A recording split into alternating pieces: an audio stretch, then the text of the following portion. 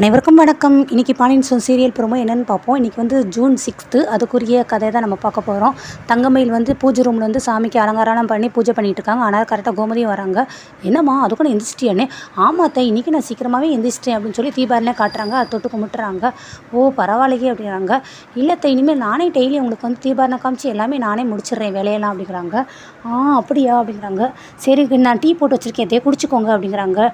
இல்லை இருக்கட்டும்மா அப்படிங்கிறாங்க. இருக்கட்டும் அதே உங்களுக்கு தான் டீ போட்டு டேபிள் வச்சுருக்கேன் சூடாரங்களே போய் குடிச்சிக்கோங்க அப்படின்னு தங்கமயில் சொல்கிறாங்க. இல்லைம்மா நான் வந்து எந்திரிச்சோன்னே டீலாம் குடிக்க மாட்டேன், எல்லாருக்கும் டீ போட்டு கொடுத்துட்டு எல்லா வேலையும் முடிச்சுட்டு அதுக்கப்புறமா தான் நான் டீ குடிப்பேன் கோமதி சொல்லுவோம்.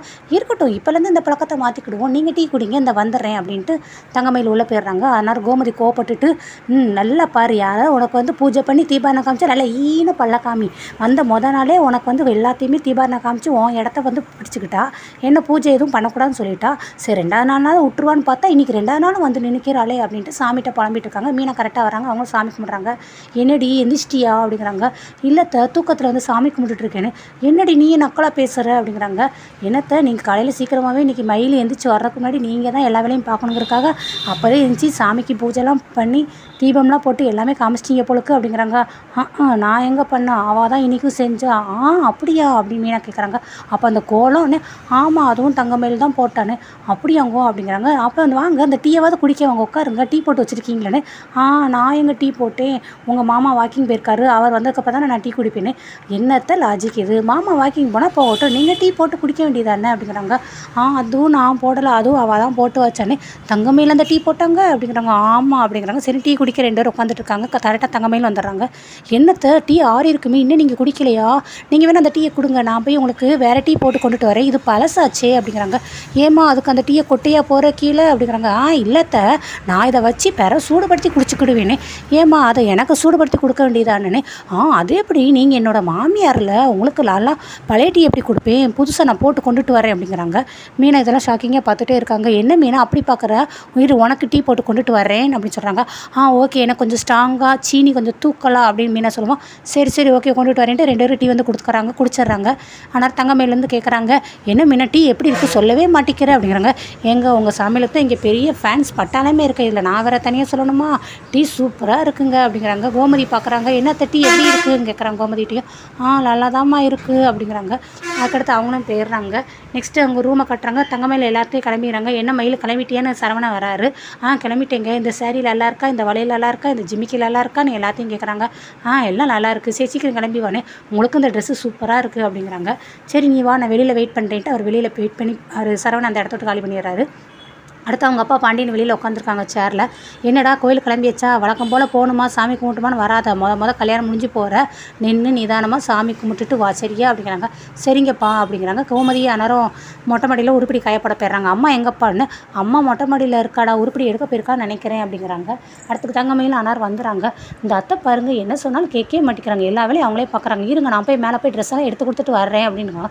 இருப்பா கோயில் கிளம்புறதுல எதுக்கு இந்த மாதிரியான வேலைனா, அதெல்லாம் ஒன்றும் வேண்டாம் அவளே அதெல்லாம் எடுத்து பார்த்துக்கிடுவா அப்படிங்கிறாங்க மயில்கிட்ட. அப்படியே மாமா அப்படிங்கிறாங்க. நீங்கள் முதல் கோயிலுக்கு கிளம்புற வேலையை பாருங்கண்ணே. அம்மா உங்களுக்கு சாப்பிட ஏதாவது கொண்டு வரட்டுமா, டீ காஃபி ஏதாவது கொண்டுட்டு வரட்டுமா, அட்லீஸ்ட் மோரை கொண்டுட்டு வரட்டுமான்னு பயங்கரமாக கேட்குறாங்க. என்னப்பா நீ இப்படி இருக்க, அதெல்லாம் ஒன்றும் வேண்டாம் நீங்கள் முதல் கோயிலுக்கு போயிட்டு வாங்க அப்படிங்கிறாங்க. சரி நாங்கள் கோயிலுக்கு போயிட்டு வரேன்னு. இல்லைப்பா நான் போய் அம்மா வரவும் அம்மாட்ட சொல்லிட்டு போகிறேன் அப்படிங்கிறாங்க. டேய் அம்மா இந்த தானடா இருக்கா நான் சொல்லிக்கிறேன்டா நீ போடா அப்படின்னு பாண்டியன் அனுப்பி விட்டுறாரு. சரி இவங்க பைக் எடுத்துகிட்டு போயிடுறாங்க. கோமதியும் ராஜியும் மொட்டை மாடிலேருந்து ட்ரெஸ் எடுத்துகிட்டு இறங்கி வரும்போதையும் எங்கேயும் இவங்க வண்டியில் போகிறாங்க அப்படின்னு கோமதி கேட்குறாங்க. தெரியல ஏத்த அப்படிங்கிறாங்க. கீழே இறங்கி வந்துடுறாங்க. பாண்டியன் இருக்காரு. அவரை வந்து சொல்லிட்டு போயிடாரு. சரவணை வந்து கோயிலுக்கு போயிருக்கேன் சொல்லிட்டு போனியா அப்படின்ட்டு. அப்படியான்னு சொல்லிட்டு கோமதி உட்காந்துடுறாங்க. பார்த்தா கோமதிக்கு ரொம்ப ஃபீல் ஆகுது. ராஜி ட்ரெஸ் எல்லாத்தையுமே கட்டில் போட்டுட்ருக்காங்க சோஃபாவில். ஆனால் அழுகுறாங்க. கோமதி என்னாச்சு என்னத்தை ஏன் அழுகுறீங்க அப்படிங்கிறாங்க. மீனாவும் வர்றாங்க. ஐயோ என்னாச்சத்தை எதுக்கு அழுகுறீங்கன்னு. மொட்டை மாடி எங்கே இருக்குது அப்படிங்கிறாங்க.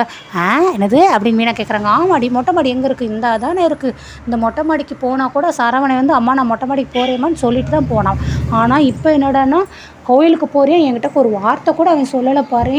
எல்லாம் இந்த கல்யாணம் முடிஞ்ச உடனே எல்லாத்தையும் மாற்றிடுறாளுங்க அந்த குடும்பத்தையே பிரிச்சிடுறாளுங்க. நான் கூட நிறைய பேர் சொல்கிறதெல்லாம் கேள்விப்பட்டிருக்கேன். அப்போல்லாம் என் பையங்களாம் அப்படி கிடையாது, அவங்கெல்லாம் மாற மாட்டாங்கன்னு சொல்லி நான் ரொம்ப நம்பிக்கையோடு சொன்னேன். ஆனால் இப்போ அந்த நம்பிக்கை எதுவுமே இல்லை, எல்லாமே போச்சு. ஐயோ! ஏன் அத்தை இதுக்கெல்லாம் கவலைப்படுறீங்க? இதில் ஒரு மேட்டரே கிடையாது. இந்த கல்யாணம் ஆன புதுசுல எல்லாருமே ஒரு வாரம் வரைக்கும் யார் எதுவுமே கண்ணுக்கே தெரிய மாட்டாங்க. அப்படியே வானத்துல இறக்கைக்கிட்டே பறக்கிற மாரியே பறப்பாங்க. ஒரு வாரம் கழிச்சு ஆட்டோமேட்டிக்கா அவங்களே மெதுவா கீழ இறங்கி வந்து இயல்பு வாழ்க்கைக்கு மாறிருவாங்க. அதுபோல தான் அத்தை. இதற்கெல்லாம் நீங்க கவலைப்படாதீங்க விடுங்க அப்படின்னு மீனா எவ்வளவோ ஆறுதல் படுத்துறாங்க. இப்ப பாருங்க, நீங்க இவ்வளோ சொல்றீங்க. நானும் ராஜி என்னைக்காவது உங்கள ஏதாவது பேச்ச மீறி இருக்குமா? ஏதாவது உங்கள கேட்காம ஏதாவது நடந்திருக்குமா நாங்க? அப்படிங்கிறாங்க. ஆமா அத்தை. இன்னைக்கு கூட நான் தலைக்கு எண்ணெய் வைக்கணும்னு நினச்சேன். வைக்கவா வேண்டாமான்னு உங்கள்கிட்ட கேட்போம்னு நான் இப்போ கூட நினச்சிட்டு தான் இருந்தேன். தெரியுமா? அப்படின்னு ராஜி சொல்கிறாங்க. நீ நேற்று தான் நான் எண்ணெய் வச்சேன். அதனால் இன்னைக்கு வேண்டாம், நீ நாளைக்கு வைடி அப்படின்னு ராஜி சொல்கிறாங்க. ஆமா அத்தை. அப்போ நான் அப்படின்னு மீனா கேட்குறாங்க. நீ ஞாயிற்றுக்கிழமை தானே லீவு உனக்கு ஆஃபீஸு, நீ அதனால் சண்டே வையின்னு அப்படிங்கிறாங்க.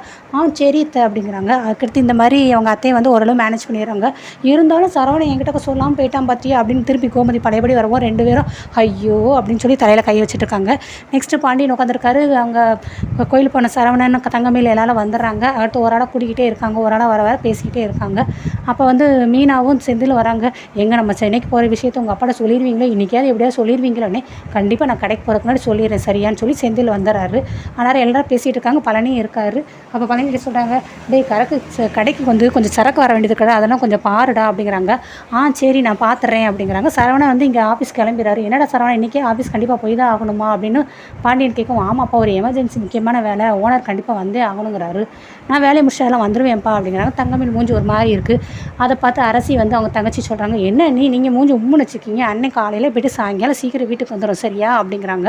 அவங்க சைலண்ட்டாகவே இருக்காங்க. அடுத்து பழனி சொல்கிறாரு, மச்சான் நான் சரக்கு வரதெல்லாம் பார்த்துட்டு என்னதுன்னு பார்த்துக்கிறேன், அப்படியே டெலிவரி வேறு இருக்குதுன்னு சொன்னீங்க, டெலிவரியை முடிச்சிடட்டுமா அண்ணே? ரெண்டையும் ஒரே நேரத்தில் பார்த்து முடிச்சிடுன்னு. அது எப்படி முடியும் அப்படிங்கிறாங்க. இந்த ஆளாளுக்கு வேலையை பார்த்தா தான் முடியும் அப்படிங்கிறாங்க. ஆனால் தங்கமயில் சொல்கிறாங்க, மாமா வேலை அதிகமாச்சுன்னா நான் வேணால் கடைக்கு வரட்டுமா அப்படிங்கிறாங்க. இங்கே எல்லாருக்கும் பயங்கர சாக்காது. என்னது கடைக்கு போறியா அப்படின்ட்டு அரசி சொல்கிறாங்க. அண்ணி நானே கடைக்கு ஏதாவது காசு வாங்கணும் அப்படின்னா தான் போவேன், மற்றபடி நாங்கள் யாரும் கடைக்கெலாம் போக மாட்டோம் அப்படிங்கிறாங்க. இல்லை மாமா வேலை அதிகமாக இருந்தால் நானும் வரைக்கூட மாட்டேன், உங்களுக்கு ஒத்தாசையாக இருக்கேனே. இல்லைப்பா அதெல்லாம் வேண்டாம், நீங்கள் வீட்டு வேலையை பார்த்துட்டு நீங்கள் இங்கேயே இருந்து ரெஸ்ட் எடுங்களல்ல, கடை வேலையை பார்க்குறதுக்கு நாங்கள் இருக்கோம்ல, நாங்கள் பார்த்துக்கிடுவோம் அப்படிங்கிறாங்க.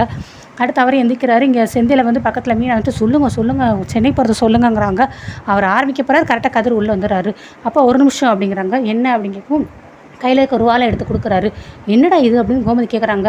இல்லைம்மா இங்கே வீட்டில் நாங்கள் 2 பேரும் தங்குறதுக்கு சாப்பாடு போடுறது எல்லாமே பண்ணுறீங்களா, அதுக்கு நான் ரூபா கொடுக்க வேண்டாமா அப்படிங்கிறாங்க. பழனின்ட்டு டேய் என்னடா என்ன பேசுகிற அப்படிங்கிறாங்க. ஆமாம் நான் ஒன்றும் தப்பாக பேசலையே அப்படிங்கிறாங்க. உள்ளதை தான் நான் சொல்கிறேன், யாரும் எங்களை எதுவும் சொல்லிடக்கூடாதுல்ல, இவனே ஒரு தண்டம், இவனை கூட்டிகிட்டு வந்த ஒரு பொண்ணுக்கு வர நாங்கள் தண்டத்துக்கு சோறு போடணுமான்னு சொல்லிடக்கூடாதுல்ல அப்படிங்கிறாங்க. அப்படி உன்னை யார்கிட்ட சொல்ல போகிறானே, சொன்னவங்கள வச்சு தான் நான் சொல்கிறேன்னு. அது அப்பா ஏதோ கோவத்தில் இன்றைக்கி பேசினாருடா, அதுக்காக என்னன்னு கோவத்தில் பேசினது என்னதோ, ஆனால் சொல்லிட்டார்ல, அதே மாதிரி இன்னொரு சொல்லக்கூடாது. செந்தில் சொல்கிறாங்க, டே ஏன்டா இப்படிலாம் பேசுகிறேன்னு. ஆமாண்ணே சரவணனே ஆஃபீஸ் போகிறான், சம்பள காசு ஃபுல்லாக அப்பாட்ட கொடுத்துட்றான், நீ கடையில் வேலை பார்க்குற, பழனி மாமாவும் கடையில் வேலை பார்க்குறாங்க, அதுபோல் தானே நான் வெளியில் நாங்கள் 2 சாப்பிட்றதுக்கு எவ்வளோ செலவாகும் தானே, அதே போல் தான் நாங்கள் எங்களுக்குரிய செலவை நாங்கள் கொடுக்குறேன் அப்படிங்கிறாங்க. இது பாண்டியன் கேட்டுட்டு இதுக்கெல்லாம் கோவமாக வருது. கோமதி ஒரு 2 பேர் நம்ம ரூமில் நம்ம வீட்டில் தங்கி தூங்குறதுக்கு சாப்பிட்றதுக்குலாம் எவ்வளோ செலவாகும் சொல்லு பார்ப்போம் அப்படிங்கிறாங்க.